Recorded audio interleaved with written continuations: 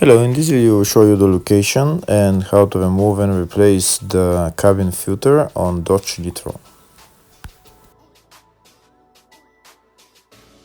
The cabin filter on this car is located behind the glove box. So first we need to remove the glove box. In order to remove it, we need to press this tab in and the other tab as well, and then the glove box you can drop the glove box, and the cabin filter is located right there.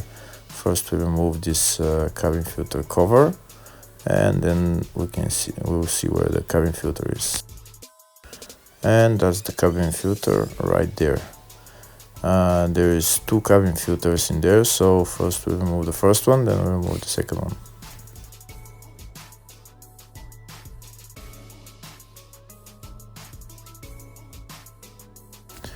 You should note which way is the airflow so that you can put the new filter in the same direction.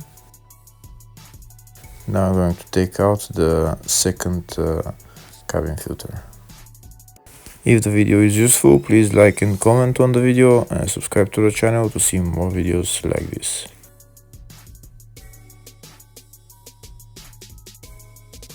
And that's the second cabin filter out. Now I'm going to replace them with new ones.